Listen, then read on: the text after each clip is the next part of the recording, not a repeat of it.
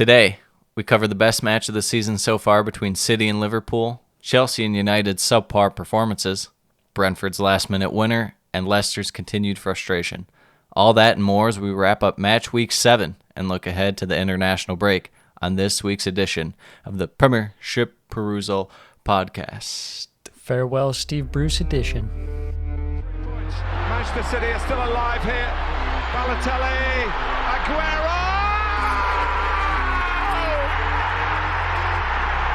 Back, Fuchs. The ball in behind Damian Varney!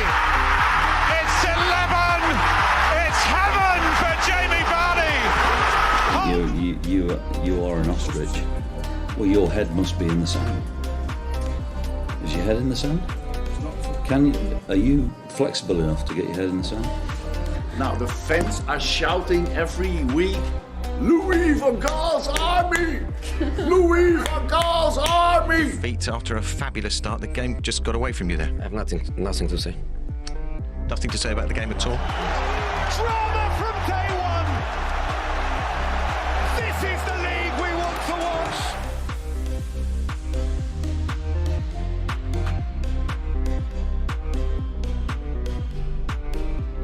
watch! Let's get right into the news. Hank, how's it going? It's going well. Good. Upset, though. International break. Yes, it's a tough time. Time away from the Premier League. It's a tough time. We don't like that. It allows us In these parts, we don't like that. to recoup, let us really absorb what has and happened really 7 reflect. weeks. Really reflect. Every night, I sit down for 4 hours journaling what has happened so far in the Premier League, thinking, okay, where do we stand? Where are we? We've had so much happen, but where do we stand? I don't know. Well, I'll tell you where we stand with this one. We got a clash among the giants this year. This could have been to go top of the table if someone won. United, Everton. Rafa's men. Little rotation out of Ole in this one. Yeah, a very A healthy amount of it. a very controversial Yeah, how dare you rotation How dare you piece. take out CR7? We'll start it off. De Gea, Lindelof, Varane, Luke Shaw, Wan-Bissaka at the back. Midfield, Martial, Greenwood, Fred, Bruno Fernandes, Scott McTominay, and then Cavani up front. As far as Everton goes, Pickford, back four of Keane, Digne, Mina, Godfrey. Midfield, we got Allen, Townsend, Doucouré, Anthony Gordon getting a start. Little What's up? shocker. Gray and your guy Salomon Rondon up front. You know, I'm happy that they decided to start Anthony Gordon. Not because I know anything about him or whether he's good or not, because he's not Alex Iwobi, and I've seen enough. That's true. But yeah, United forced into change. Maguire going out with a knock in the previous match, and then some midweek action for some players getting rotated. You're thinking Everton, easy game at home. How wrong? Ole, have you not been watching? This is a trap match. Yeah, dude. He's setting it up right there. I thought it was interesting going with the Fred and McTominay pairing as a little more deep-lying Yeah, no playmakers. Pogba. Yeah, exactly. And kind of just shore up that space in between the back line and the midfield.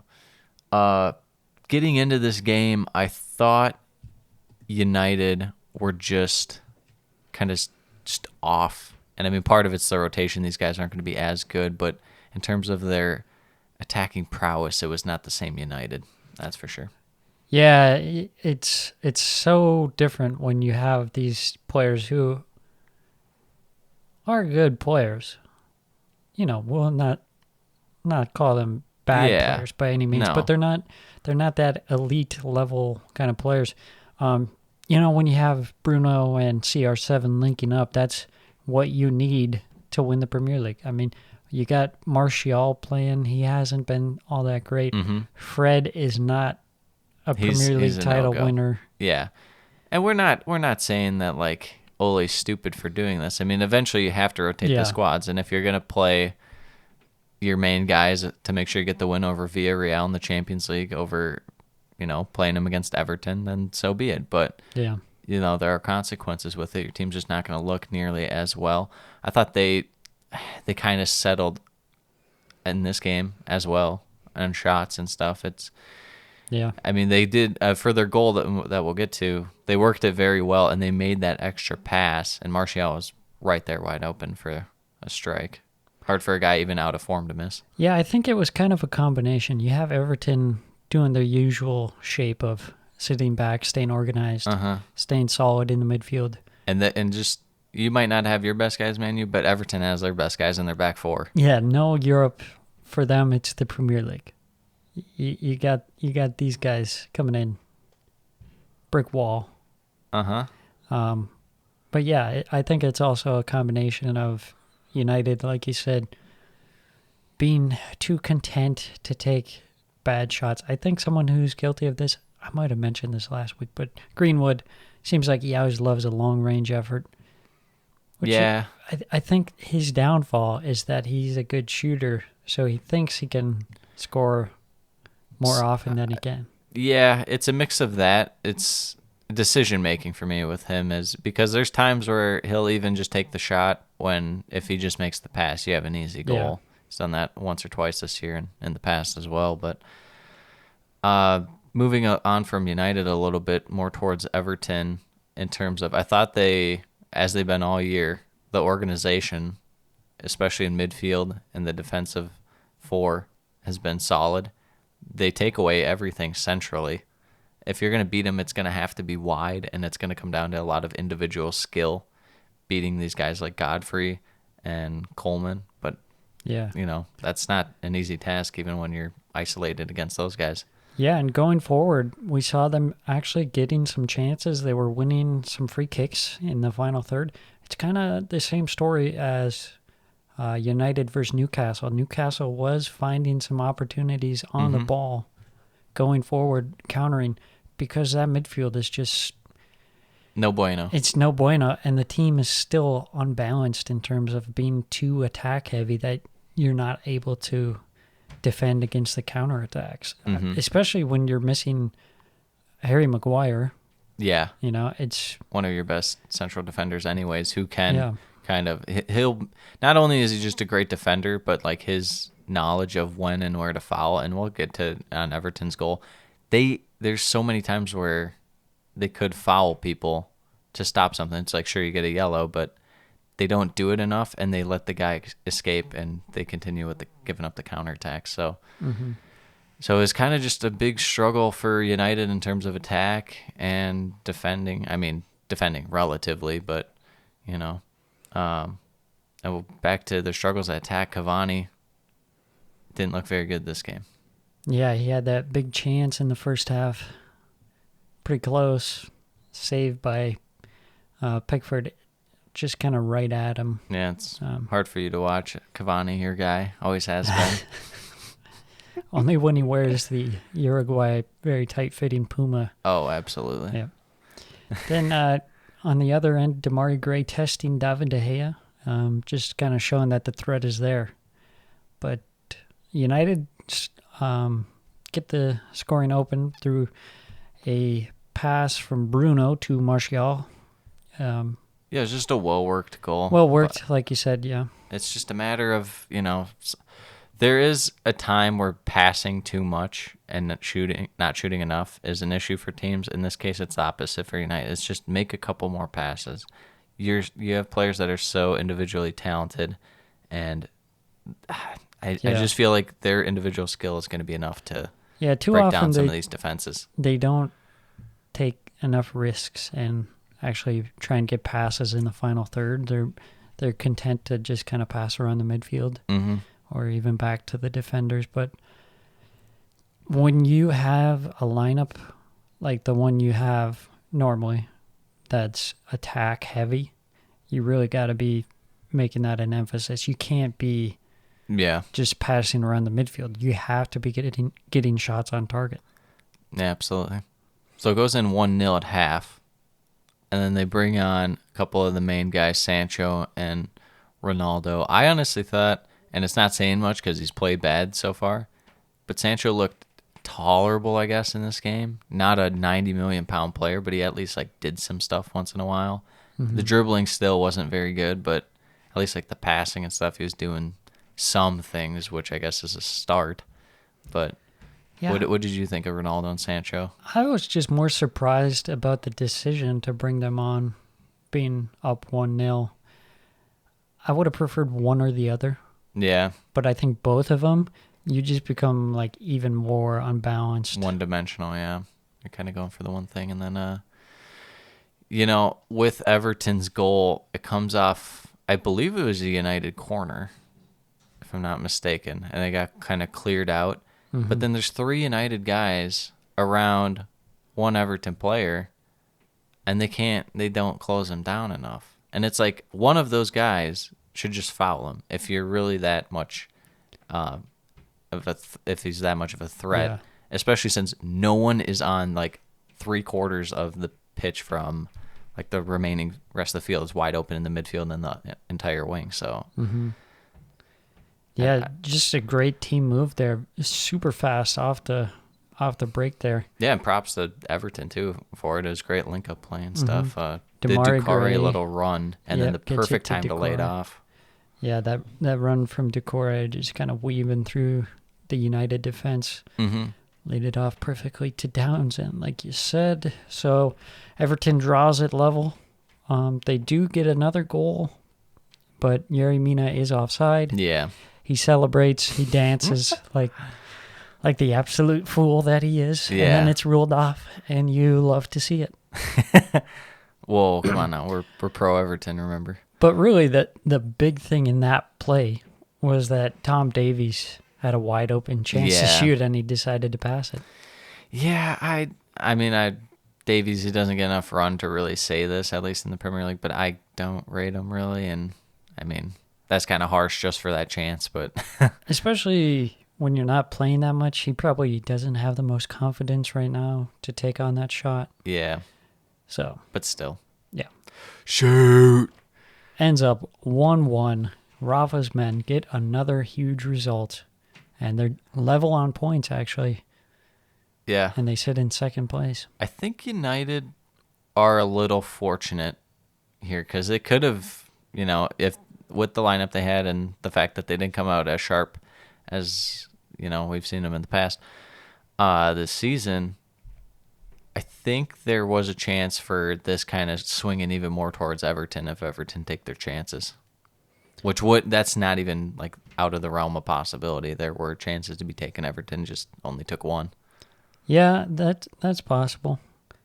I think it was I think it was a fair result. It was a fair result, but yeah, it could have gone in Everton's favor for sure. Just kind of disappointing here. Again, you see the weakness of United. They don't really look like they have that punch. Is there to any win the way they league. bring in someone in midfield for like as a 6 or pretty much, yeah, I guess a 6 in the winter window? I really doubt it because whoever they're going to bring in is going to be a big money move probably. I mean, if it's not, then it probably is not. I feel like if it's even a decent player, it might be enough of a needle mover for them, whether it be the UCL or the Premier League. It's just tough to get guys who are good in January because their teams don't want to be left without a replacement. But we'll see. Maybe Brighton Oh man, wants to offload a certain player. We'll talk about when we come I don't know if across that they match. can. That guy might potentially never play. He might be in jail. But yeah, speaking of bangers, let's go on to this next match. The match of the week. I've deemed it right now. That's right. Burnley How about the versus stinker of the Norwich. week? Can we get the stinker of the week? Just this is one of those games that you see on the calendar and you're like, okay, I am not missing that one. That's a 6-pointer. They announced attendance at about like 17,000. I think if it was at the Bernabeu, it would have sold out.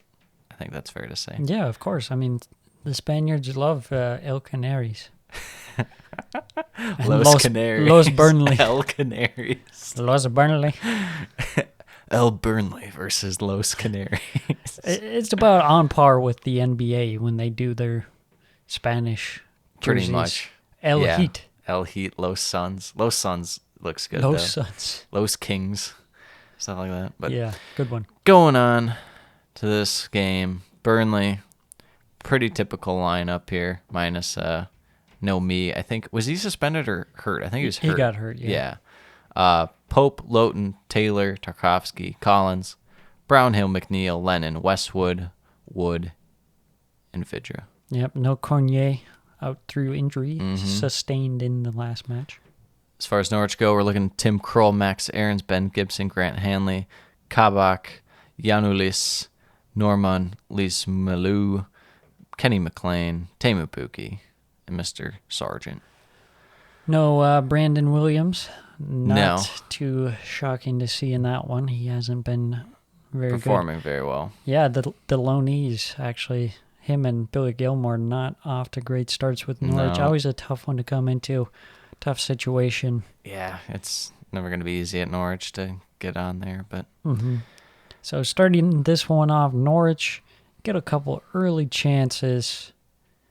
Not able to convert on them. yeah, they weren't even like that great of chances. They were in my good for opinion. Norwich's standards, which Yeah. is very low. Yeah. As in, like, we got the ball somewhere towards the goal. I was surprised because normally what I do when I make my team of the week is I just put down like 15 to 20 guys who I thought played pretty well, and then I iron it out. And then I go to Twitter and like Reddit and a bunch of other things, different forums to see who people thought were team of the week. And there were too many guys who put Norwich down as like a couple players. It was like Norman and even Grant Hanley, which I guess, he made a play or two. I don't know. I just never felt like Burnley was going to score on this. But Yeah. and Kroll as keeper of the week, it's like, So, Yeah, I don't know. I thought Kroll Norwich was decent. I would say he was probably the man of the match I for me, guess. but no one nothing was too very amazing. impressive. There was a pinch out early on. He came out for the punch, just got the ball, and then smacked Vidra Yeah, in the Vidra head. right in the head. That was kind of the highlight of this match. Yeah, with this one, it's just sloppy from Burnley, Yeah, obviously, just when it a comes to passing. lack of quality. And Norwich still, with their build-up play, it's gotten better in terms of the back third, and then sometimes the midfield third's a little shaky, but the attacking third is like disastrous 90% of the time. You know what's funny about this? Say this was like a championship match. It'd probably be a banger because both teams would actually Go for it. go maybe a for it. little And bit. I feel like both teams here, they're like scared to lose Yeah. against, someone else who might be relegated as well. But goes into halftime 0-0 in the second half. Great shot from my guy Dwight McNeil. Just a beautiful swerving effort. But saved by Timmy Krul. Yeah, I thought of the guys that stood out for me for Burnley. Taylor had a pretty good game, I thought. Brownhill did some things attacking wise that, above average for him. And then definitely McNeil, I'd say, were the main three guys that really stood out. And I know that Wood can't really do a ton unless he gets service, but I feel like he's got to get going here somewhat. Yeah. He's got to do a little something. They got to start scoring goals from someone. Yeah. They had a great chance right at the end of the game. Matthew Lowton with the header off the corner. Just goes high. And that's that final whistle blows 0-0. Who could have seen it? How did we not guess that? Well, I it guess was the gonna be 1-0 0-0? Burnley, I thought they would get a cheeky little header off a corner or something. But, yeah, I mean, it was Norwich for, I guess you could say barely the first half, 55-45 Norwich. And second half, it's the complete opposite. It's barely in favor of Burnley. So a draw is fair. I mean, there's not a ton. Going forward, both teams have to simply start putting the ball in the net and capitalizing on their attacking chances. They're just not. I know that the quality's not always there, but someone has to make something happen, whether it's the midfield or attack. Yeah. Well said. They need to score. Burnley really needs Cornier, I think. Yeah. Not too surprising. But moving on to the next game. Maybe a little surprise here, though. Chelsea versus Southampton. Surprising We'll get to it. in the Timo Varner breakout game. Oh, my goodness. He almost made the team of the week. Chelsea, we got Mendy, Rudiger, Silva, Chalobah getting rotated in there. Kovacic, Loftus-Cheek, rotated back in. Ben Chilwell back in. The ultimate Chelsea depth piece right there. Cesar Azpilicueta, Lukaku, Werner, and Sam's guy, Hudson-Odoi. It really, this game does show Chelsea's depth when you can bring some of these guys in. But Fulham's finest, Ruben Loftus-Cheek, Oh, who I man. thought wasn't even good enough for Fulham last man. season. He's Somehow gotta get he's in there. starting for Chelsea. It's because he gave 110%. Remember, before the year, Tommy Tuck, he said, hey, I need to see 110% out of Loftus-Cheek. And you know what he does? He goes and almost breaks Thomas Partey's ankle for no reason in a friendly. Yes. Southampton, McCarthy, Walker-Peters, Livramento, Salisu, Bednarak, Romeu, Ward-Prowse, Tella getting in there, Theo Walcott, Adam Armstrong, and Nathan Redmond. Yeah, a little bit different lineup there from Southampton. Tella and Walcott bringing in. They love to rotate their whole back line. Yeah. This one, They mix and match this one, constantly. they've kind of been rocking this one for a bit. Couple weeks here with the Walker Peters and Livramento, and then Salisu and Bednarak in the middle. Yeah, I think they're just trying to figure out Anything. anything, especially Although their attack-wise. defense isn't, that's the main thing they got to figure out is the attack. And they don't have a ton of options really as far as attack. I think they need to figure out the midfield mainly in terms of someone who can link the defense to attack. Yeah, I think they focus too much on their attackers, like trying to have a 4-4-2. For me, just drop an extra guy in the midfield. Mm-hmm. Just let Armstrong be a lone striker. But anyway, speaking of strikers, starting this one off, Timo Varner Oh, yeah. gets the early chance. You're thinking, oh my gosh, this guy, he's a world's best striker. Alex He must be. McCarthy had some nice moments this game in terms of his saves. I was thinking that too. I was like, This might have Wait. been one of his best games. this is the Alex McCarthy redemption arc. Yeah, and then it was He actually not played to pretty be. well last week too, I think. Yeah, maybe it's all coming around for him. Yeah. He's like 32. He must be listening Finally- to the podcast. He heard that we laugh at the Southampton keeper carousel. Yeah. The first goal from Chalobah off the corner. We talked about last week with that Brentford goal and how hard it is for defenders to react when there's just a slight touch or a slight flick on. Yeah. That was an amazing flick on from your guy Loftus-Cheek. Chalobah back post, wide open. Not the easiest of headers, but, I mean, when you have a whole half a net to aim at, it makes it a little easier. Yeah, I'm chalking that one up to luck for Ruben Loftus. Oh, absolutely. There's no way he meant that one.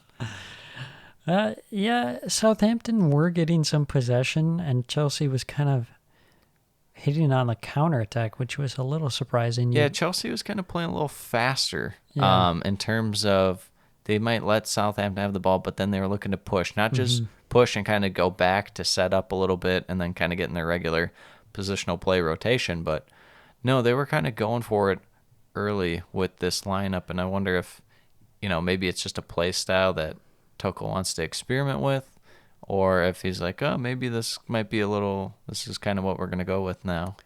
Yeah, I think the thing After is that about City this defeat. one is, Southampton are very weak in the midfield, so it's going to be super easy to hit on the counter. There's just going to be no resistance. I would dare you say that to Oreo Romeu's face.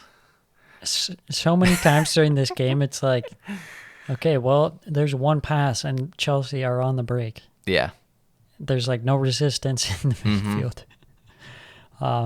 Yeah, Chilwell getting a chance. McCarthy, another nice save. Lukaku scores. Offside. Ruled offside. I don't know how many goals in this game are going to get ruled for offside. But About 4 or 5. it's too many. And even this one, Rudiger just running through the midfield. That's when you know Southampton, your midfield is garbage. Tony Rudiger. Rudiger's out here looking like Messi. Yeah, big game Tony out here is really looking to score. Another chance for Chelsea as Hudson-Odoi saves the ball from going out, crosses, finds Timo Werner rising up like a German salmon, heads it in, It's offside. ruled offside. That man No, has the most. actually, it was ruled or no, a foul, the foul. in the build-up. Yeah. What are your thoughts on that call? We can break it into two here. One, was it a foul? And two, was it too far back? Most of in the the time play. with these, a lot of times I always feel like it's a little too far back, and in this case, I think it is. As far as the foul, you'd hate to say it, but I'll go no. No, it's not a foul. I'll go no. Yeah, no foul. No foul. And then we're going to go. And it was too early. Yeah, or well, too far back. Yeah. I agree 100%. There was like so little contact.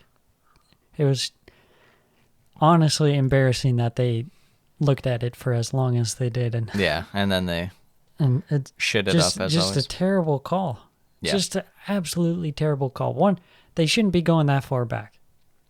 Because if you go that far back, you might as well replay the whole freaking game and find one foul before a goal. Yeah, it's always the case whenever they go back for it, unless it's like it should be within like 5 to maybe 10 seconds, probably not even 10 seconds, like 5 seconds of the goal being scored. Yeah, I agree. That's about it for me. Yeah, and the second the matter of whether it was a foul or not, the whole emphasis this season on penalties was that they were going to get rid of players looking for penalties, creating that contact, trying to win penalties.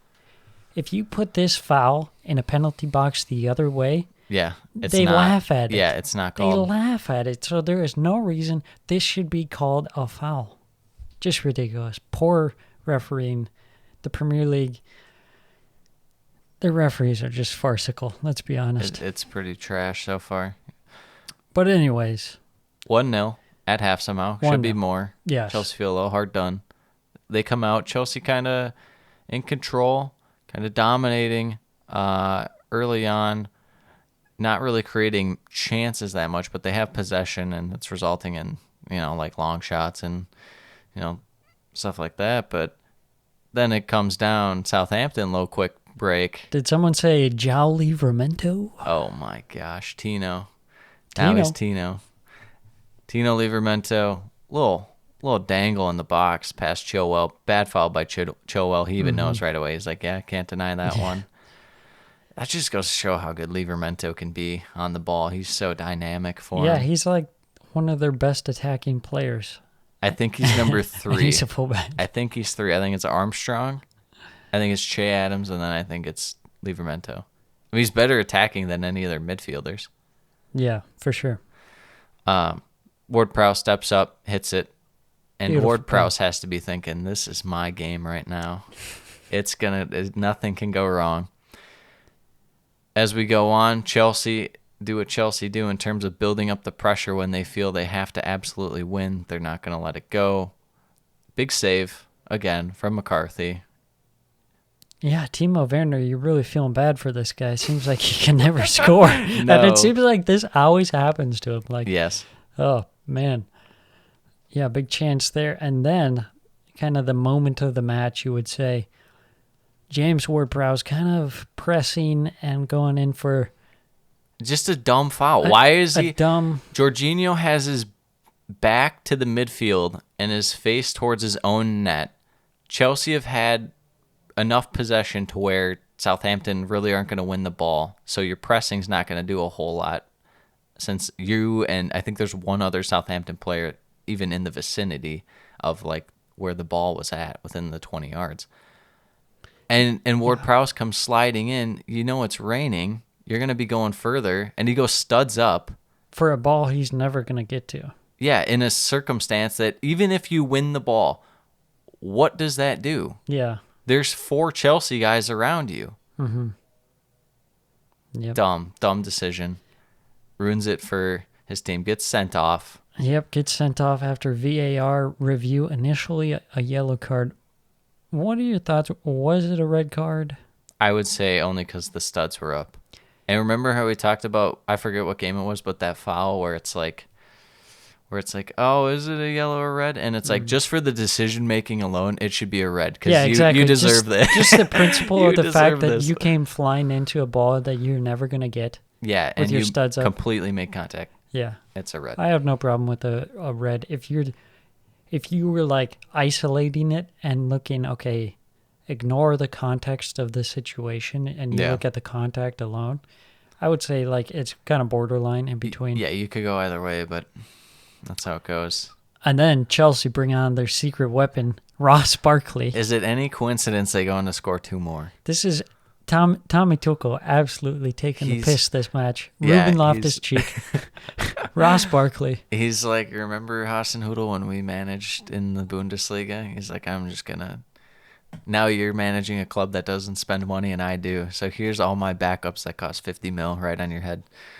But as the game goes on, Chelsea eventually, the swinging balls in, that's not really doing much, but their wide plays where it was really kind of exposing Southampton. Eventually, Dave gets up the wing, swings it in. Werner right there for the tap in. Could have easily went to Lukaku too, I'm pretty sure. You're missing the key part of this play was the Ross Barkley absolute dime right onto Dave's foot, like inch perfect, centimeter perfect for all you non-freedom lovers out there. Just centimeter perfect onto his foot. Dave he doesn't even have to do anything. He just keeps moving, and it just happens vicariously through Ross Barkley over to Timo Werner. And you're thinking, okay, now I know what has to happen for Timo Werner to get a goal. It's Ross Barkley, absolute quality. Leave him in. And at that point, the game's over. But Chelsea still piling on the pressure. Might as well. Southampton have 10 men.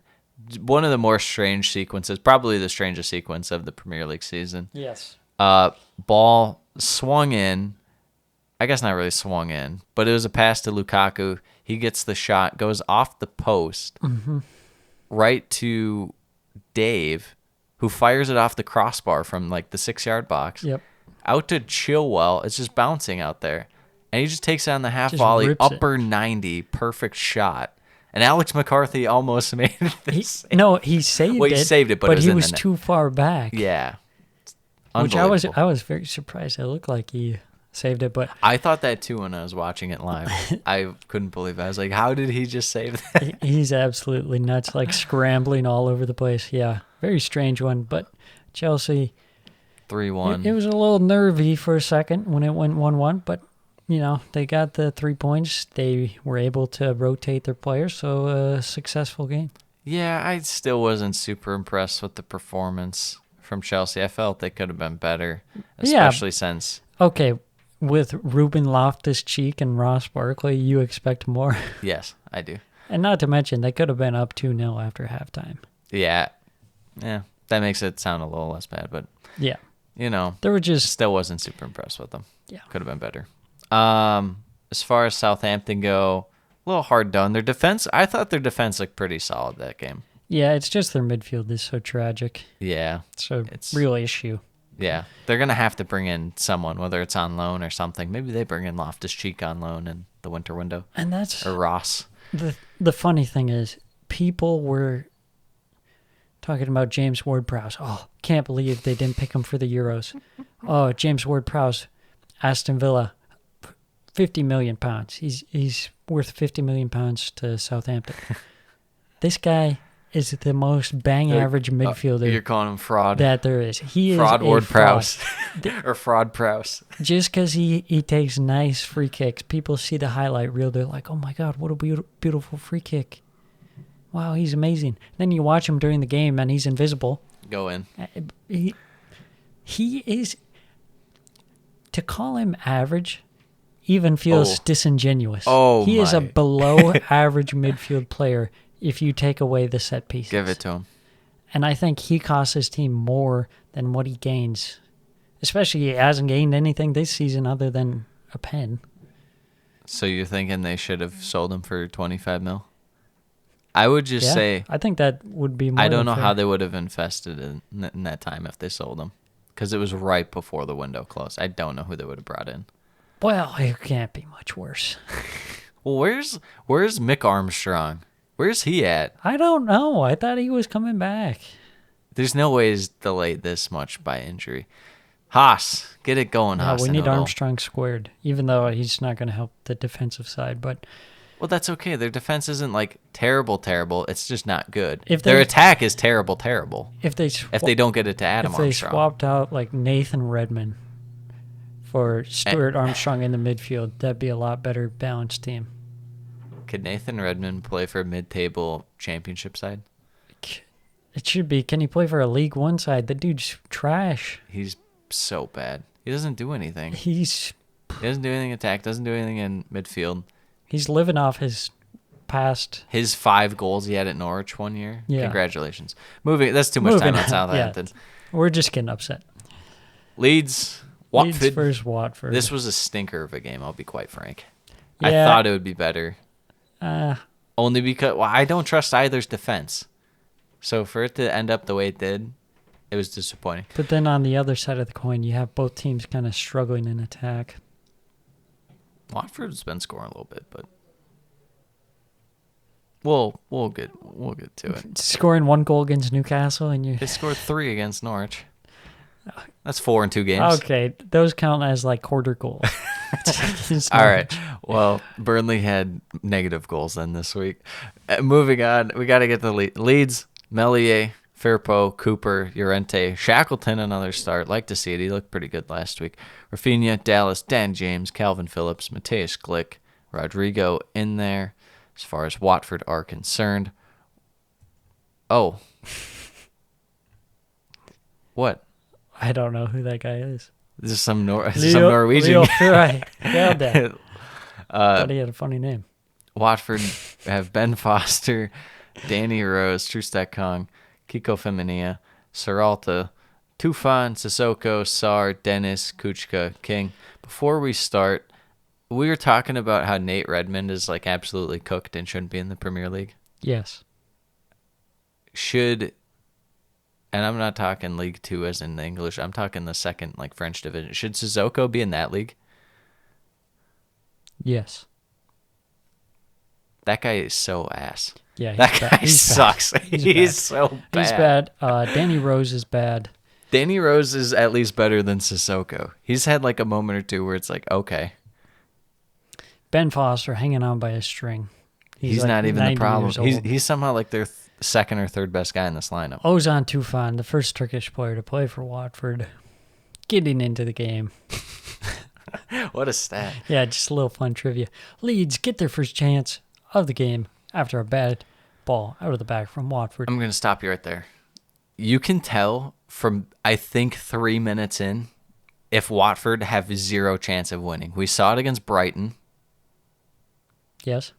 We saw it again. It was against another team they played too, where they just look god-awful. Wolves, maybe? Yeah, Wolves. I think it was Wolves. Yeah, we'll go with that. And then this game, it's like you can tell right away. They have 0 chance. They can't even complete a pass. It's like Norwich trying to play on the back, but Watford doesn't, and it's even worse. Yeah, it was bad. It was bad. So Dallas forces Ben Foster into the save early on. Leeds just really...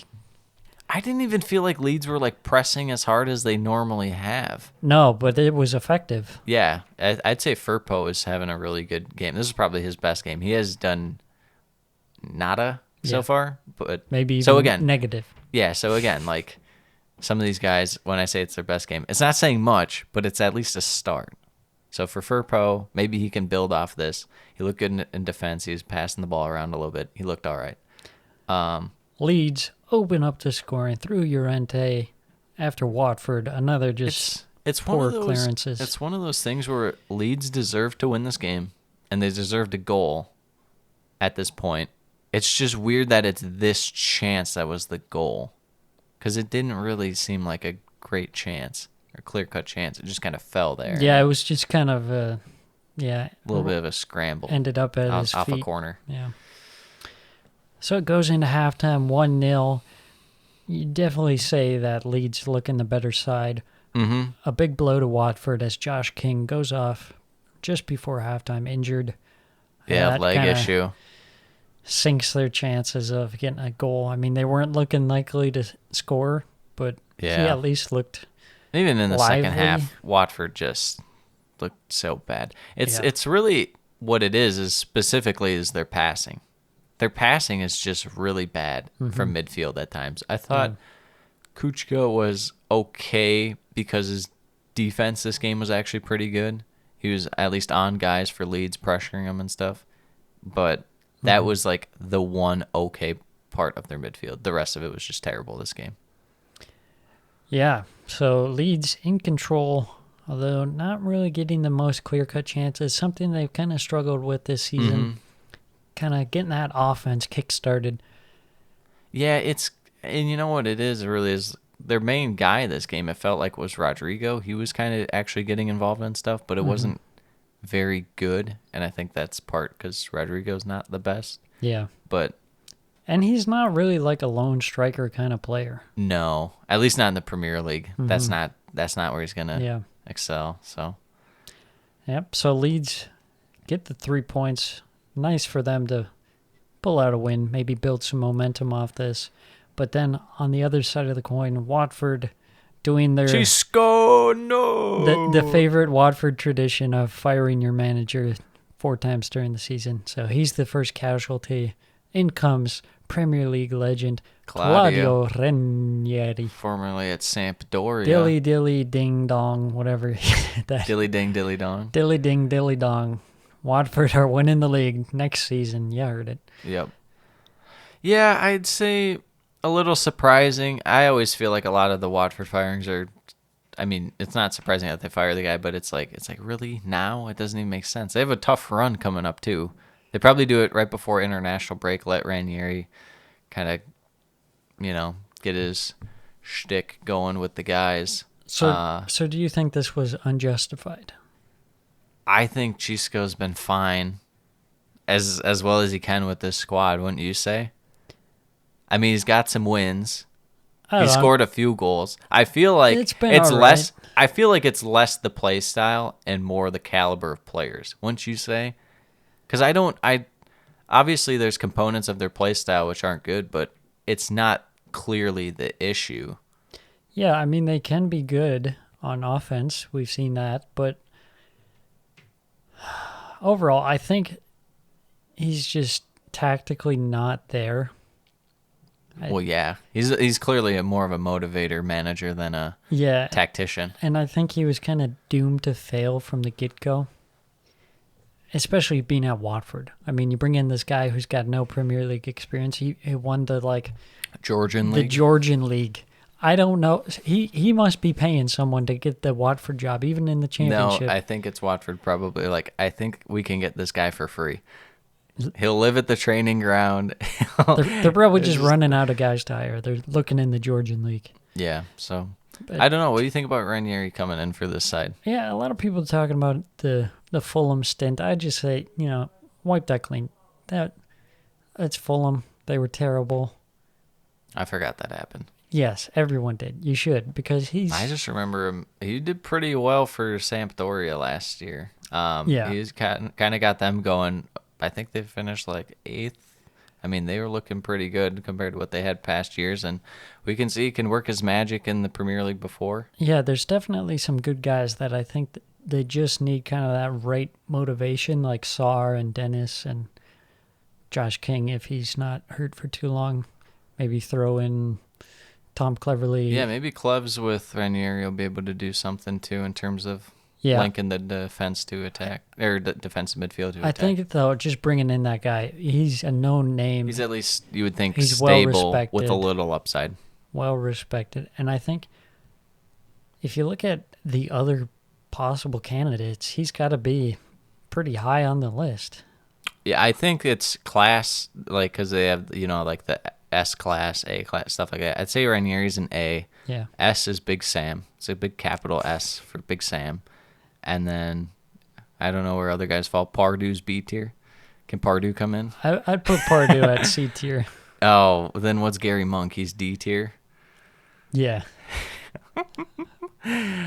Yeah, no, I'm fine with the hire. It's whatever. Anyone who can keep Watford up, that's their main objective anyway, so whatever it takes, I guess. Question for you. Will he last the rest of the season? Zero chance. Zero chance, okay. Wolves, Newcastle next. Newcastle. This was a pretty decent game. It wasn't great, but it was... I feel like anytime Newcastle play, it's probably going to be entertaining. My eyes weren't hurt watching this game. Jose Sa, Connor Cody, Killiman, Saiz, Marcel, Neves, Semedo, Montinho, Jimenez, Trincao, and Chan for Wolves. They kind of really just have a solid 11 for him. Bruno Lage knows what guys he wants in there right now. Yeah, I like that they're going away from the over-reliance on Adama Traore. I think he's got to be the most overrated player in the league. He's all flash and no substance, whereas... Well, he overtook it because Dele Alli got so bad that everyone actually gave up on him. That's true. That's true. I think Hwang Hee-chan, though, he's some a natural flash goal scorer, too, and he's got and the pace. a lot of substance. Yeah. Just what you need. You don't have an over-reliance thinking, Not to mention, I feel like it up to Traore would serve best just in general as a sub. Maybe he should be at a bigger club, but he literally is just a substitute that you throw on there. And if you need to close out games, you just send it up to him and he dribbles around and does this thing. But, I mean, I don't know. I mean, because at the end of last year, we were talking about how bad it was with over-reliance on Traore. And I think this year, Lage hasn't been over-reliant on him. He's just been featuring him quite a bit in terms of, it's not all going through him, but he is a part of the attack, and we're going to need him to step up. And he's been creating chances, just no goals. So you might as well. Well, yeah, it seems like Bruno Lage is looking more at a team aspect. He wants everyone to contribute, whereas last season it was all Adama Traore. And I think just taking that kind of guy out of the team allows other people to maybe step up a little more, and it's more balanced. Yep. So I like that move. To Newcastle, your guy, Carl Darlow, Kieran Clark, Matt Ritchie, Federico Fernandez, Javi Minquillo, Joelinton, Isaac Hayden, Paraguay's finest, Joe Willock, Sean Longstaff, and ASM. I like how you just said Paraguay's finest and didn't even say... No, it doesn't need to be said. There's only one guy in all of Paraguay. Truly is. This game just like there's only one guy in Brazil and his name's Joelinton. Yeah, you might as well say Brazil's finest at that point. But then they might think you're talking about Fred, and then it's like, was it Man U's Fred? Is it the other Fred? Brazil's a little more, dicey. I thought that this game, I think you made a good point with this note about how it's a little standard for Newcastle. They kind of, that first 10 minutes, they kind of allow for a little randomness to occur. They're more open, just in case something happens. They're a little more pressed, a little more, kind of going for it, and then they just sit back. This game, after that happened, kind of went chalk. It was Wolves are going to be mid as far as when they're in their own half, and then as far as going up the pitch, it's going to be get it out wide, and then try and work it to the front three. I thought that when they were central, though, in the attack, was when they were looking really good. I thought Jimenez had an amazing game. Yeah, I think they kind of were going on a bigger focus centrally in this one and trying to get Jimenez into this one. Mm-hmm. Whereas in the previous games, it's been all wing play. Yeah. This one, it was more like, okay, we'll go there, but we want to really look for Jimenez in the middle. But what we want to find Jimenez maybe even dropping back, linking up the play, and starting off 1-0. Jimenez slides the ball perfectly to Hwang Hee-chan, slots it home. This guy can finish with excellent precision, makes it look easy. Wolves get the goal, get the lead. It's a good start for them. Yeah, absolutely. And a lot of it comes with that link-up play from Jimenez. Plays a perfect through ball, and Chan, with that speed, he's going to burst past any Newcastle defender and beats Darlow to the spot. Darlow kind of gave up half the net somehow from that angle. It wasn't the best keeping, but good shot from Chan.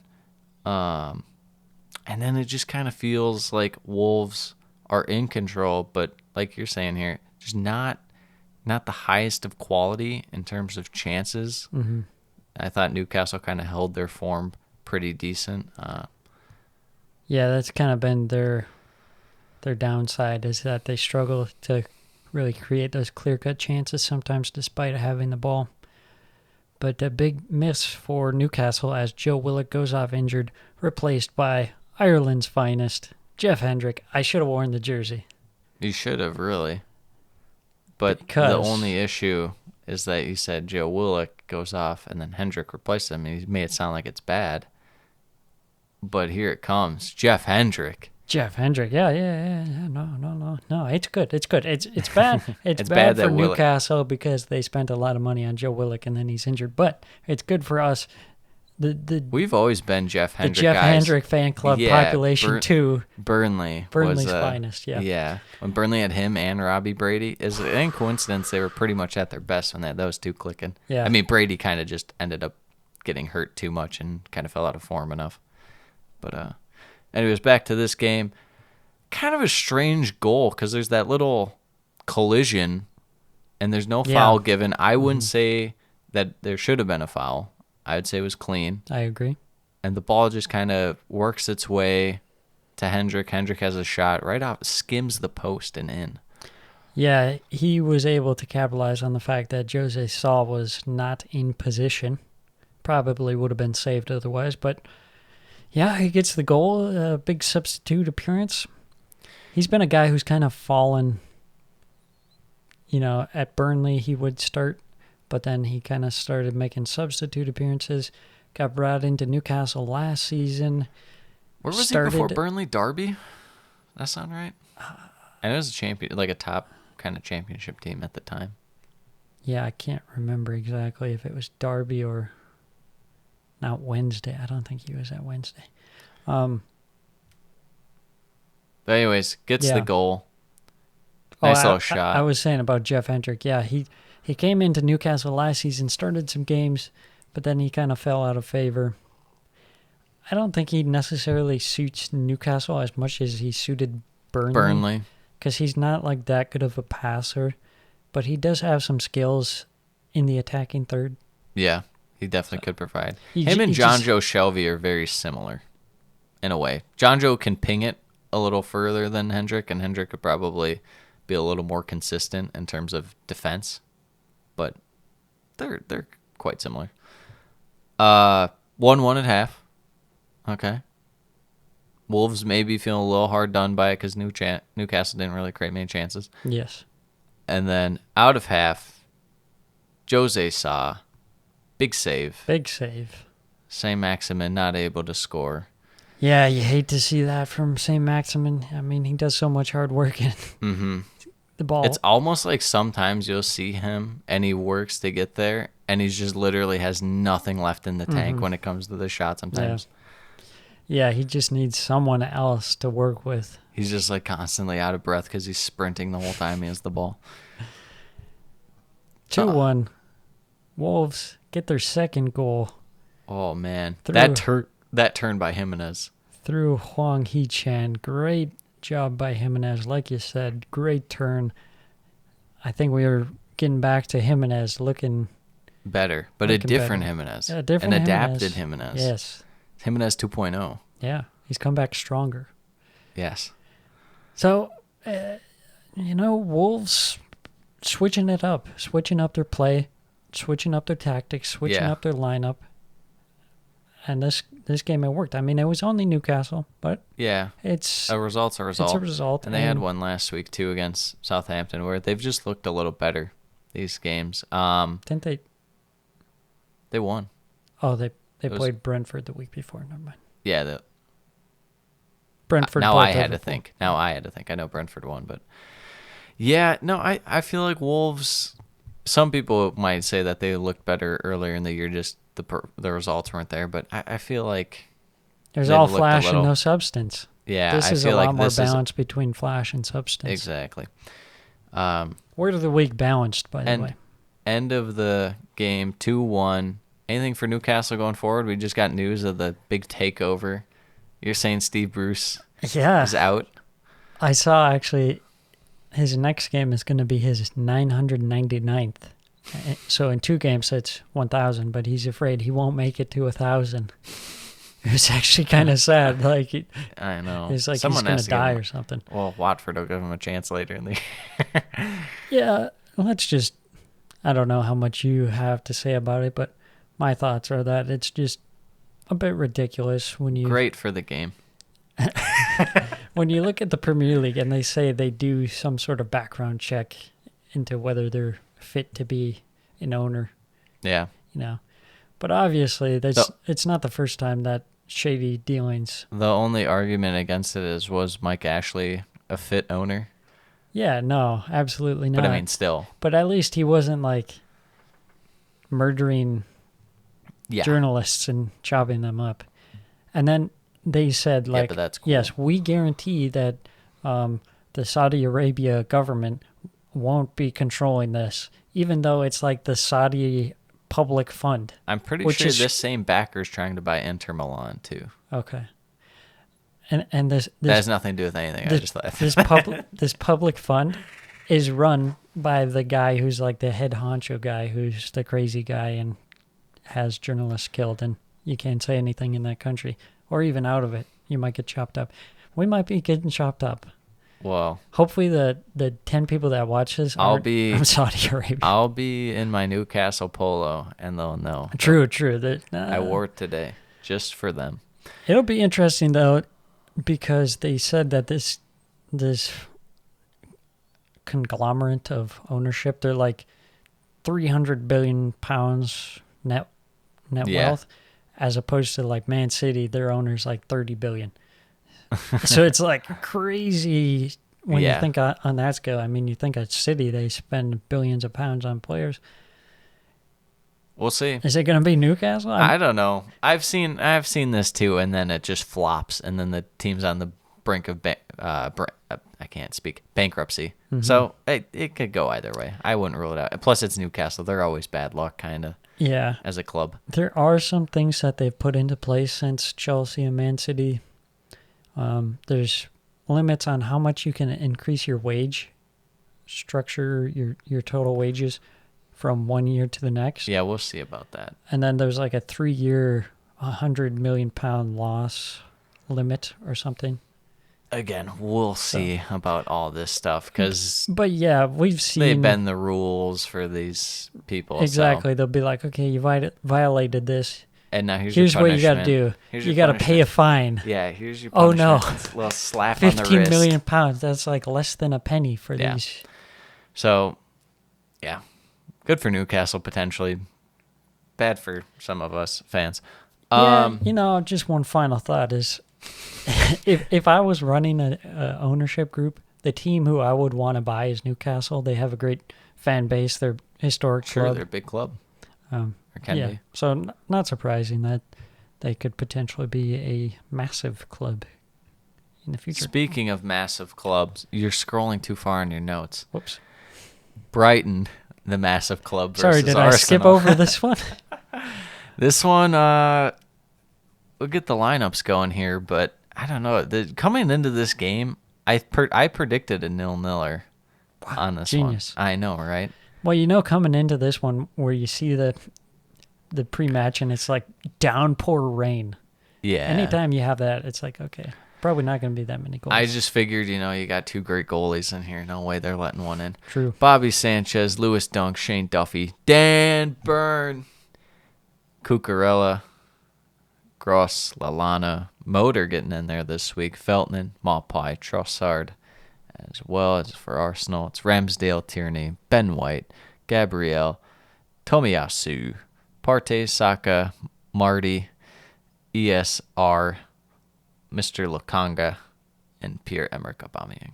And Marty That's what Odegaard. we call him Marty, where I'm from. We're the head of the Marty fan club. Yeah, so like I said, tough conditions. It's raining very hard. But yeah, getting into this one, Brighton doing a good job again, working it through the wide areas. Cucurella was I mean, this guy's nuts. insane. That guy's crazy. I hate to say it, but he was absolutely toasting Tomiyasu on and that's not taking Tomiyasu's look good these few games. Arsenal's player of the month. Yeah, Cucurella is just out here taking names. Yeah, he's insane. Like, I don't know how other teams weren't in on him because he's been so good. And he fits perfectly into what Brighton do with their 3-5-2. He's like a perfect wingback, I feel. Yeah, no, I completely agree.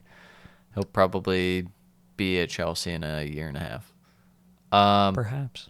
Lewis Dunk into Ramsdale, dropping the ball. Looked like there could have been a... There's something about Brighton. Every time we play Brighton, they try to injure our goalkeeper. They're going right at you. Brighton has issues with Arsenal. This one was like an absolute clatter.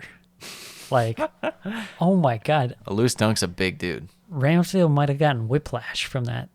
Yeah. Yeah, I would say my main takeaway from this is, like, any chance Arsenal had, it's because they're playing fast. They're struggling to get in the game, like you're saying, but they're right in it anytime they're playing quick. And I'm not just talking about quick when they are holding possession and in tight spaces. I'm talking about stretching the field, putting pressure on the defense of the other team because you're sprinting past them. Yeah, they don't do it enough. For some reason, they just weren't doing it enough. Well, I they don't loved know. to do it to Tottenham last week, and They now did. this week They were Arteta's probably like, surprised by no. slightly more midfield resistance. That's true. That also doesn't help. Then they're like, oh my God, Dan Burn, he's so tall. They're like, and he's faster than any one of us. Trossard had a few shots this game. My guy didn't really take advantage of them. He had a few that were just not very good. I thought could have done better with them, but Yeah, Brighton had some good chances kind of in the 20th onwards to before halftime. They had a few good chances where they could have scored, like you said, Trossard. Nice move from Lallana. Another one, Dan Burn, wide open header, and he got it like nowhere near the goal. So going into halftime 0-0, you'd probably say that Brighton were the better team for sure, and they could have even scored one, maybe two goals. yeah, I think they were, you could say, a little hard done, but they didn't really take their chances, and that's Yeah. kind of what Brighton was the last couple of years. They really just aren't taking their chances, and it's just a matter of, they got to get the guys in the right position to score, but they don't. They've not really been doing that. Going into the second half, Smith Rowe had a chance. Yeah, great chance on the break. Just, not a very good shot. No, that's kind of they're- his downfall is that he's not His a finishing great isn't shooter. the best, but I mean, he makes up with the playmaking, and then, kind of just more of the same from Arsenal, just not quick. When Brighton's outpacing you, they're not, I wouldn't say slow, but they're not super fast. It's like, I don't know what. Yeah. we had to show something to each other right there real quick. Huge save from Ramsdale, though, right in front of Maupay. He almost punished you. Yeah. You called it, and then he didn't. It was a great save by Ramsdale, though, just to like fly out in front of Neil Maupay. Just absolutely vital again. Coming up big. I mean, Yeah, Ramsdale, he's looked good. He's just been so good. He's proven, he's one of the top 5 guys in terms of has proven me wrong. Yeah, absolutely. He hasn't put a foot wrong. No, so ends up 0-0. Good point You for could Arsenal, I would say. Yeah, you could make a case Brighton should have scored. I just don't think their chances were fantastic. Maybe it's more because they just didn't take them. I'm kind of disregarding them a little bit, but yeah. Yeah, if you were going to pick a winner, though, it would have been Brighton. Oh, for sure. So, Arsenal, and people are talking about Arsenal like, oh, this is terrible, like, stepping backwards. But Going to a team like Brighton, who's played well this year on the road, and getting at least a point is not a bad result. yeah, and you were the second best team and you still got a point. And it was raining really hard. Yeah, that probably helped Arsenal slightly. If Kept anything. a clean sheet. Yes. So, moving on into Sunday's matches. This one. we've Oh, got yeah. Crystal Palace I'm versus Leicester. really, really feeling vindicated. Are you feeling vindicated today, right now? This is like the strangest match. Like, It's really not. It really was. the way it played out was strange. Palace, Goita, Ward, Mitchell, Guehi, Anderson, Milivojevic, James MacArthur, Gallagher, Ayew, Zaha, and Edouard. I thought, just before we get into Leicester, I thought MacArthur had a pretty good game this game. He's been looking pretty decent this year. Yeah. Schmeichel, Soyuncu, Bertrand, Vestergaard, Castagna, Barnes, Tielemans. We got the Afro guy, Chowdhury, even the Chowder, the Lookman, the Vardy, and this is why I'm feeling vindicated. Iheanacho. Finally. Raj, where was he? Although the funny thing about this, they decide to start Iheanacho and Vardy up front. Mm-hmm.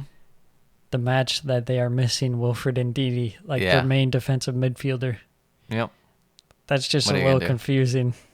You know, what are you going to do? You're Brendan Rodgers. You're making no sense this year. I thought that this game was really even the first, 25 minutes, 30 minutes. Even it really didn't change until the goal, actually, I thought. Yeah, it was pretty even. Both teams kind of going down, getting their shots off. Palace forcing Schmeichel into a couple of saves. Could have scored there. Leicester, the midfield, looking not too great. For me, Chowdhury looked a little inexperienced. Yeah, he had moments where he looked all right, but then there were definitely moments where he showed nerves. Yeah. I thought Leicester, I mean, there were times where they're kind of going a little long, a little too fast, and I was like, I don't know how I feel about that. I want to see a little more build-up play rather than just, all right, well, we'll hoof it up just in case. But yeah, and it kind of turned towards Palace's favor. They were getting more of the ball. And then Mr. Anderson with quite the mistake. Yeah, completely against the run of play. Anderson just too lackadaisical. Yeah. Gets the ball taken off of him by Iheanacho. Easy goal. 1-on-1. Yeah. Puts it past Guaita. Not much he could do. 1-0. And then right before the stroke of half, Vardy doubles it. It was honestly a nice little play.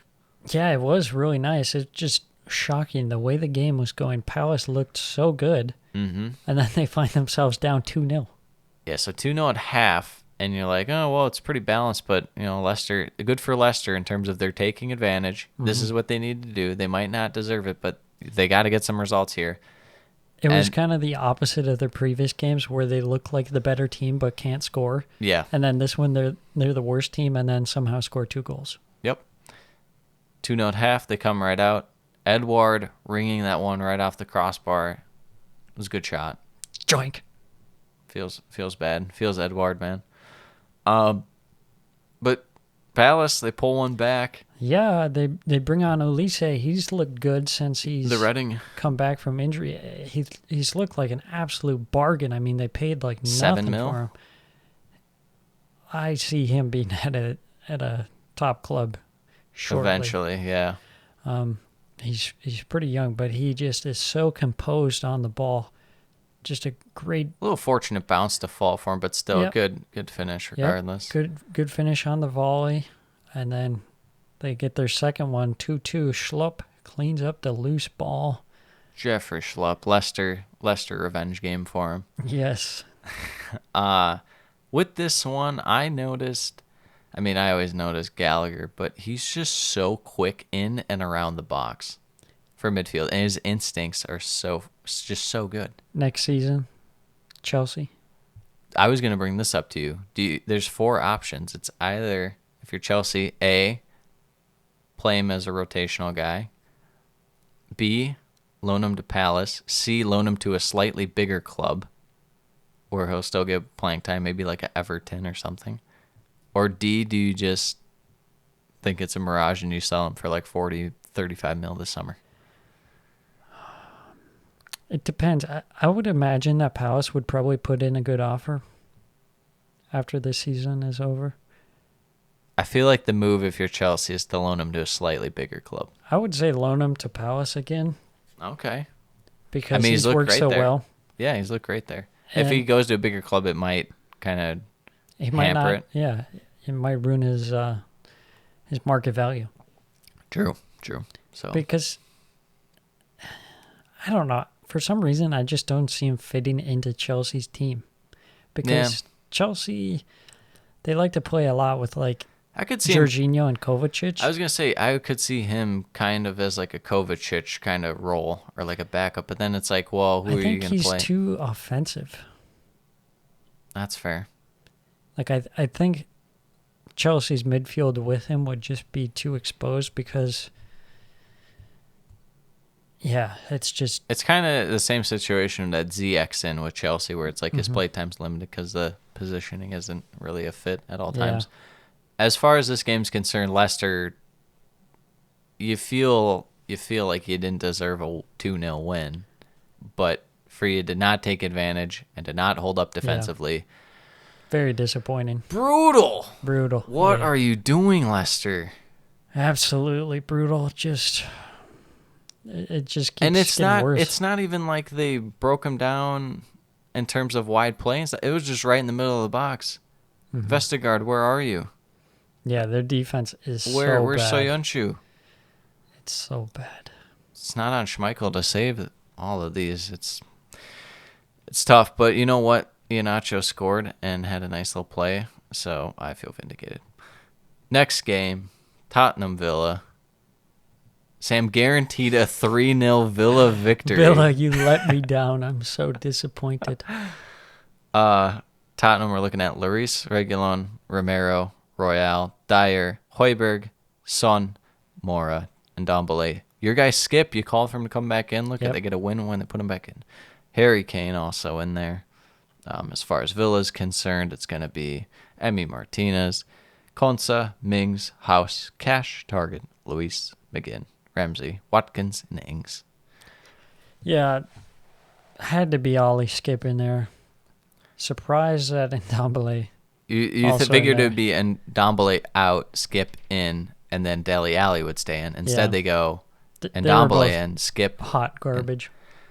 Yeah, So I guess it doesn't matter. yeah. It's But hard it had to to be imagine you had to be changed. can't scrap together someone who's better than Ndombele.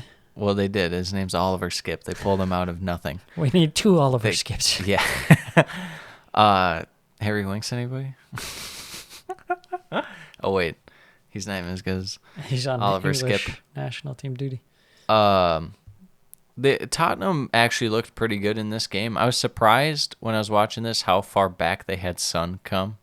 They used to have Kane do it, and Kane still has to do it, but they've really been having Son do it too lately in terms of how back he has to come to kind of link up between the midfield and attack.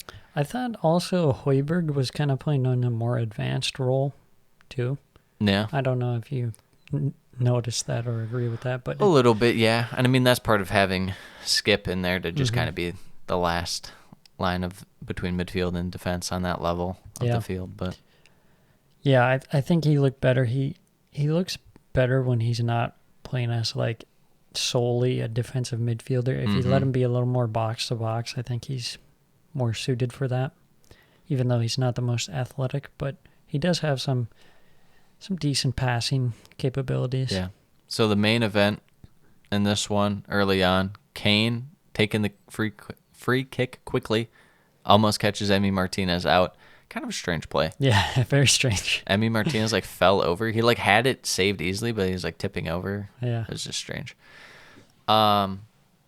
What are your thoughts on Kane so far this year? He looks like he can't be bothered, honestly. Like he looks so disinterested. Yeah.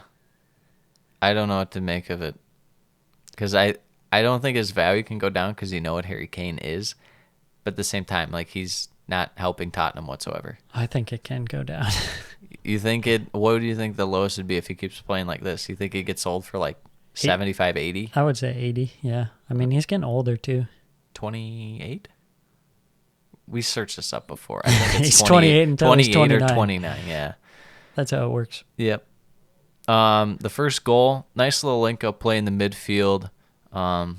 Son kind of got it going as the catalyst, and then it follows Højbjerg right on the edge of the box. What a shot. Yeah, just a little kind of pass it into the net. It's Very nice. Very smooth. I mean, we were never Højbjerg guys. He kind of changed my opinion of him this year at the Euros. Yeah, and that's now fair. he's playing a little more like Danish Euro Højbjerg out here. Yeah. So kind of looks better. Definitely better than he looked at Southampton ever. Definitely better than he looked last year at Tottenham. When it's Højbjerg as the sole defensive midfield, like trying to make tackles, That's not going to be good. it's bad. It's Yeah. very bad. Because But, he's not a 6. but when he's able to kind of link up with some some of the offensive players, then he can be decent. Mm-hmm. Yeah, but Villa kind of were putting it on. Yeah, Villa kind of amped up the pressure. And that's what we expect from Tottenham. They kind of sit back, Yeah. It was more surprising to me that it took this long for Villa to kind of get going in the match. Mm-hmm. They just didn't look... They didn't look like they had the same energy as they have in the past couple of weeks. Yeah, I mean, you can only put together so many good performances against Chelsea, United, and then even though Tottenham are struggling this year, it's still Tottenham. I mean, they still have a couple elite players, so it's going to be hard to get it going for 3 weeks in a row like that. So 1-0 at half for Tottenham. Villa come out. They're still playing just as they were to end the half. They were I would say they were the more threatening side. Yep. And then it kind of shifts back a little bit. Kind of a little more even game, maybe a little towards Tottenham. Yeah, a little surprising. I mean, I guess Tottenham do like to break, and Villa like to play pretty fast, so It's a matter of catching out the opponent. Yeah, not too crazy that it got a bit open, but Ollie Watkins gets the equalizer. Nice run to the near post. Great ball in from Matty Target. But then, quick response, Tottenham. Son rolls it across, right to Mora. Just a quick play from Tottenham on that one. Really kind of caught Villa out and Mora wide open. I don't think it was going in, the Son pass/shot. So it's a good thing Mora was there for it. But yeah, it was some pretty rough defending from House, though. Yeah, Villa, like I said, I think you might have to chalk this one up to you played Chelsea tough even though they lost 3-0. You just beat United at United. Those are two massive performances to put together. There's going to be a bit of a let-off. So, yep, finishes 2-1. Good bounce-back win for Tottenham against a good Villa side. yeah. I mean, you lose that game and things can get going downhill pretty fast. You'll take 3 out of those 3 if you're Villa. That's for sure. Yeah. Could have been significantly worse. As far as Tottenham, nice bounce back. You got to get Kane going, though. This is unbelievable. Mm-hmm. West Ham, Brentford, fantastic game. As per usual. This, I think, was my personal just favorite game of the week besides the Liverpool City one. It was just a great one. Fabianski, Cresswell, Zuma, Shufal, Ogbonna, Fornals, Bowen, Benrahma, Sushek, Rice, Antonio. Should I read the West Ham lineup from now on? It's the same thing. We know what it is. Brentford, Raya, Pinnock, Janssen, Zonka. Yeah, getting in there. When I saw this guy, I was like, who's this? Yeah, I don't know. Who's this guy? Getting in there for injured Ayer. Onyeka, Rico Henry, Nogard, Canos, Baptiste back after the suspension. After the red card. Yeah. Tony and Mbuemo, as you know, up front for Brentford. Who else would be up there? Yep, so forced into a little bit of rotation with Zanka and Frank Onyeka coming back into the team. Mm-hmm. Starting off, and Mbuemo hitting the crossbar off the corner right off the bat. He was playing so good this game. Yeah, he looks like he's got confidence. I thought he was just like going to be a guy who kind of went along with Tony for the ride and would get you like maybe 6 or 7 goals, if that. He's actually just a good standalone player by himself. Yeah, he is. He is very good. I mean, it says something too. Last season, Ivan Toney got all those assists as well. They had to go to someone. Yep. The thing I noticed right away in this game, I just knew I was guaranteeing to myself, I'm like, there's going to be a corner goal in this. The set piece defending was it's either the defending was so bad or the attacking was just superb. It was probably a mix of both. Yeah. But there was always chances off corners and free kicks. It was incredible. Yeah, I feel like Brentford have a good emphasis on set pieces. I mean, they do the long throws as well. Yes. So that's something they seem to have worked on quite a bit. A lot of times they have a nice flick on at the near post or something like that. Yeah. Yeah, so another early chance for Mbuemo. Chance for Chance Tony, for too. Ivan Toney. He had a couple. Yeah, Brentford really look like they're up for this match.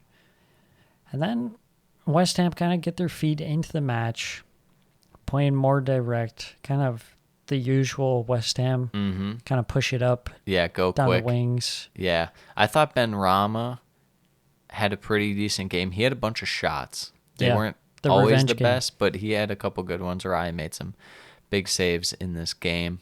But then 1-0 Mbeumo. Yeah, finally they score, rebound off the Canos shot. Almost an amazing save from Fabianski. I mean, he's been playing insane as of late. Yeah. Just a lot of really quality goalkeeping in the Premier League. Yeah, I mean, it's hard to find, because who would you say are like the bottom 3 keepers right now even? Here, bring up like the table, and we're going to run down real I would quick. We're gonna take say a break. Jose Saw is probably... Here, just, no, go on the scores on the side there, and we'll be able to just... Saw, yeah, you'd probably Saw, say Saw. McCarthy, Ben Maybe Foster Meslier? / Bachman. I'd say those 2 are better than Meslier. Kroll? It might have to be Kroll. Kroll's a decent shot stopper. I think, yeah. I There's think a for bunch. me, There's a bunch that you can throw in towards that bottom. It gets mixed in. I would say a lot of times with these guys, Guaita, he's a good shot stopper, but he hasn't looked that great this year. it's a lot of these guys that they kind of get mixed in, but they're actually pretty good. A lot of times it's the defense that's letting them down, I feel like, for some of these teams. But anyways, back to Brentford. Back to the game. Yes. So it's 1-0. Kind of looked like Brentford had a little something before half, I thought. They looked like they could maybe string something together. Nothing. Goes in. 1-0. Brentford. And then coming out of half, West Ham a little stronger for most of the second half, I Yep. would say. Yep. Brentford not really sitting back, but they just really couldn't get it out because West Ham was dominating them. Yeah, it's kind of the same West Ham we've been seeing this season where they really take it to the other team. They get their equalizing goal. Jared Bowen, first goal in 16 games. Mm-hmm. Off the corner, kind of bounces to him, a little work it around, and great shot. Yep. That near post. Near post, lower corner. But then the man, the myth, the legend. Brentford had a chance kind of towards the end of the game on a set piece. Didn't score, but it was a close chance. This time they get virtually the same thing, Yeah. and they take advantage of it. The absolute legend that is Wissa! Johan Wissa. The man who wins games. West Ham with the 90th minute winner against Leeds. And then Brentford's like, oh, yeah, what if someone did that to you right in your face? How would you at feel? home? Wissa, just an absolute mad lad. The second game winner. Or I guess it was an equalizer against Liverpool. But yeah, the second goal in 2 games. 2-1 Brentford. 2-1 Brentford. Huge, huge win. I feel this is like my vindication moment because we were saying like Brentford is going to be respect solid. Brentford, Yeah. and everyone's like, no, they're getting relegated. They're going to finish last, and we're like, no, they're good. Guess We what? They knew- beat West Ham. If we could have if there was some bet as to who would finish highest of the newly promoted teams, I think me and you would have put all our money in all of our bank accounts on the line on Brentford and had 100% confidence. Yeah. I mean, They have a it's- system. They have solid players. Yeah. I just like what they do. Just Not to mention their play style's attractive to watch. it makes no sense why people were putting so much stock into Norwich when we've seen what Norwich is. They go up, they go down, you know? Yeah. I didn't even feel like Brentford was boom or bust. We kind of knew. Yeah. All right, that's enough tooting our horn. Going forward for West Ham, kind of unfortunate. You could have made the case they could have won this if they took their chances a little better, but I would say so. you know, Can't West win them Ham's all. still good. Yeah, exactly. The big one here it is. Liverpool Man City. Been waiting all episode for it. Oh, I was waiting for Brentford, West Ham. I mean, I was too. So I'm but- leaving. Yep. Heading out. See ya. Alisson, Van Dijk, Milner, Robertson, Matip, Fabinho, Henderson, Curtis Jones, Mane, Salah, Jota. As far as City go, we're looking at Ederson, Walker, Dias, Laporte, Cancelo, Rodri, De Bruyne, Bernardo Silva, Jesus, Grealish, Foden. It was weird starting off this game because Grealish normally it's Foden that's like the false 9, kind of 10, just the guy who's central pretty much. The most central for this attacker forward. Yeah. It was Grealish to start. Mm-hmm. That was weird. It made no sense to Just me. Pep things. I was going to say, literally just Pep things. Like, what? Why would you do that? And then like 10 minutes in, they're like, okay, Grealish and Foden swap. It's like, yeah. Why did you even bother? What a waste. Yeah, I don't know. It's kind of weird how you fit Grealish and Foden into the same team. I think Foden, for me, just goes to the bench. Yeah.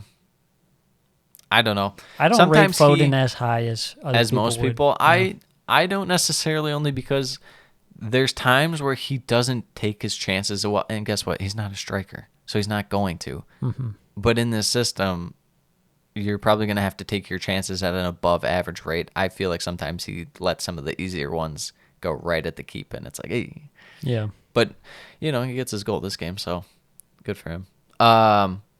This game, City, it looked like last week was a little bit of a mirage, only because they were going against Chelsea, and Pep had to have them up for that one. Mm-hmm. This game, they look so bad. Especially, I'm going to say it, Kevin De Bruyne. Yeah. Early on was not on, to say the least. He was spraying the ball to nobody. He was spraying the ball to the fans. Yeah, the Liverpool high press was just working so well against Man City. Man City, every possession, they were just giving away possession so easily, just pass straight to the Liverpool players. Yeah. Ridiculous how bad it was. With that said, Liverpool weren't super strong in the first half on the ball. I didn't think they didn't really impress me all that much. I thought City's defense kind of held up for what they had to do against Liverpool. What Liverpool this game, it's honestly impressive they got 2 because they were so one-dimensional. They had to go on the right. It's like you have Alexander-Arnold and Robertson. Well, if one of them's out, they're just going to feature that guy way more than whoever the backup is. Pretty predictable. Especially since Salah's on Robertson's side, too. It's like, okay, you probably just want to overload that side and then, But yeah, there was a point in the first half where City were like, okay, we're done being bad. And then the Liverpool press was just not working against them anymore, and they were actually getting the ball in the final third. Yeah. Yeah, they had chances in the first half. I think a lot of people would just point to the second half and be like, whoa, but they had chances. You want to talk about the Foden? That was so... I don't like Phil Foden. Yeah, well, James Milner, the pride of Yorkshire. He's not going. I mean, he's not letting him go down that easy. He was having a rough game, James Milner. He definitely was. And I don't blame him because he should be off playing for Leeds or something in his farewell tour. I still think he can play for Liverpool. It's just you got not play him against Man City. You got to be playing him against mid-table or even if you're in Europe, it's going to be like your group stage games against not very good teams. But yeah, I mean, he was struggling a bit with the pressure down the left hand at half. Would you say? I would just say it's balanced. I guess like a slight edge to City, 51-49. I would say edge to City based off the trend. Of where it was going. It kind of felt like one of those. You could see City just getting a 0-0, and it's like, oh, why did I watch it? Because City was looking so bad, and the Liverpool press was working really good. If they would have been able to keep that up, would have been different. But it looked like City were like, okay, we figured this out. We know what we need to do. And then at that point, it seemed like Liverpool, like you said, they're one-dimensional, and they kind of ran out of ideas on how to stop Man City. Mm-hmm. So yeah. So, no, they come out. Liverpool pretty early on. 1-0 to Salah to Mane. He's through behind. Yeah, great run from Salah. Just kind of that trademark Salah run past all the defenders. And then Mane there to put it in, no one on him. Not a good game for Laporte. No. He was looking very rough. I thought Rodri was also looking pretty after rough. His good game. The real player for City, and we'll get to it a little later on, I would say, but Bernardo Silva was killing it. They come back 1-1. Your guy, Phil Foden. It was really in the build-up play, De Bruyne with the nice little fake to kind of make some guys shift, gets it to Jesus, but then it's all Jesus with the run. Heck of a run, draws the guys in, lays it off Foden. Boom. Right wing Gabby Jesus He's is too good. He's too strong. he's insane. Like how much different he is on when the you don't wide ask him to areas. finish and you just ask him to dribble. Yep, dribble and cross. And then the big moment of this match, the controversial moment, James Milner, already on a yellow card, Don't ask me. avoids a second yellow card Don't ask me. after a very cynical foul. Don't ask me. Hank, I don't want to Yeah. ask you, but I got to ask. It is. Yeah. Yeah, it's What clear about as it? day. What about it? Water's wet, Literally, the what sky's about it? blue. Yep. Okay. The referees are awful. 2-1 for Salah. Just an amazing run up the wing. Little cut. You forgot to mention that Pep is absolutely fuming. Yeah. Well, you know. And What then, else is then gonna- there's the iconic gif of Mike Dean standing there as Yes. he's the fourth official smacking his gum. Like, Yeah. yeah, what about Pep? Mike, What about, Mike Dean don't what care. about Pep? Mike Dean. You have to be kidding me. How is that not a second yellow card? Mike Dean, what are you doing? And then Mike Dean talks like Curtis Jackson. What about it, player? What about player? No, man. Hey, second yellow playboy. Mo Salah. This 2-1. episode's really going in some weird directions. Mo Salah. Really good goal. Yeah. People were calling it, I don't know. People acted like it was like a worldie or something. I was like, no. That's just because Liverpool. People get really, really hyped for Liverpool. Yeah, Cancelo, pretty rough defending on Mm-hmm. that one. Good shot, but still. And then Man City goes down. And De Bruyne, with just a rip from outside the box. Gets the Or edge deflection. of the box, I guess. But yeah, still, just too much on it. Yep. It was a nice little fast break from Man City in that one. And then towards the end, Ederson. That was great. Yeah, just That the, was the great. big old whiff, and then Fabinho finds himself Oh wide my open on the back post, gosh. and then all of a sudden, Who Rodri.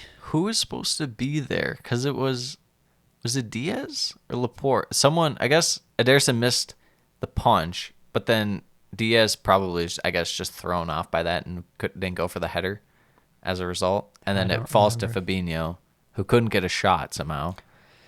Oh, it was an insane block though from Rodri, just yeah. coming out of nowhere, just absolutely flying in there with everything on the line to save the game. Yeah.